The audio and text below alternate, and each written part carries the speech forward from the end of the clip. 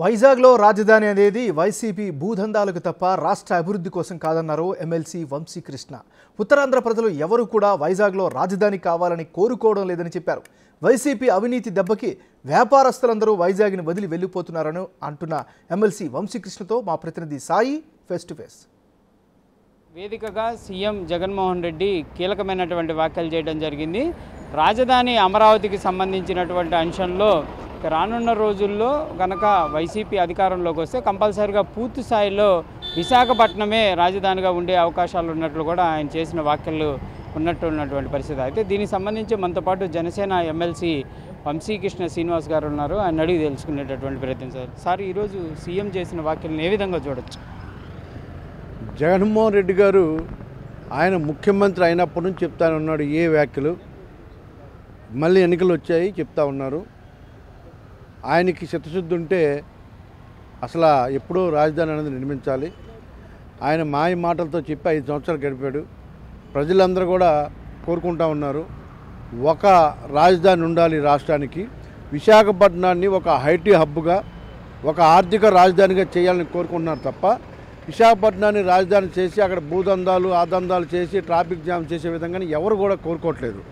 అదొక ప్రకృతి అందాల నిలయం కాబట్టి అది దానితో అదే అభివృద్ధి చెందినటువంటి విశాఖపట్నం ఎవరు కూడా ప్రత్యేకం చేయవలసిన లేదు.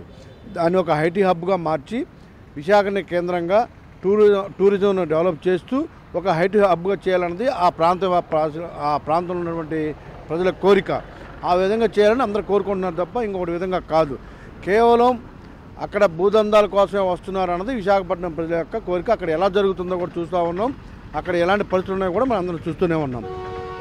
వైసీపీ శ్రేణులు అత్యంత అద్భుతంగా వైజాగ్ని తీర్చిదిద్దామనే విధంగా చెప్తున్నారు. ఏ విధంగా చూడొచ్చు? అసలు ఏమీ చేయలేదు. ఇవాళ మీరు పెద్ద నవ్వు ఏంటంటే పారిశ్రామికవేత్తలతో 2000 మంది మీటింగ్ అన్నారు. అసలు పారిశ్రామికవేత్తలు విశాఖపట్నంలో ఎవరు ఉన్నారా? మొత్తం బెంగళూరు వెళ్ళిపోయారు, మొత్తం హైదరాబాద్ వెళ్ళిపోయారు. ఒక్కరు కూడా లేరు. ఏ ఒక్క బిజినెస్ వర్గం కూడా విశాఖపట్నంలో హ్యాపీగా లేరు. ప్రతి ఒక్కరు కూడా అటు హైదరాబాద్ బెంగళూరు వెళ్ళిపోయారు. దానికి కారణం శాండ్ మీరే, లెక్కర్ మీరే, బ్లాక్ మెటల్ మీరే, లాటరైట్ మీరే, ఏవైతే ఉన్నాయో సంపద అంతా కూడా మీ దగ్గర ఉంది. కాబట్టి ఎవరు కూడా వ్యాపారం చేసుకునే పరిస్థితి లేదు. ఒక రియల్ ఎస్టేట్లో ముఖ్యంగా ఎంఈపీలో కూడా ఒక ప్లాట్ అమ్ముకునే పరిస్థితి లేదు. అంత దుస్థితిలో ఇవాళ అక్కడ ఉన్నారు. అక్కడ ఒక తిమ్మింగలం ఉంది. గవర్నమెంట్ భూముల్ని లేకపోతే శ్మశానాన్ని ఆక్యుపై చేసేసి తక్కువ రేట్లకి ఇవ్వడం వల్ల ఆ బిల్డర్లు కూడా విశాఖపట్నం వదిలేసి వెళ్ళిపోయారు. సో ఇవాళ విశాఖపట్నంలో వ్యాపారస్తులు ఎవరు కూడా హ్యాపీగా లేరు. ఈ రాష్ట్రంలో అసలు వ్యాపారం చేసుకుంటే ఎవరు కూడా లేరు.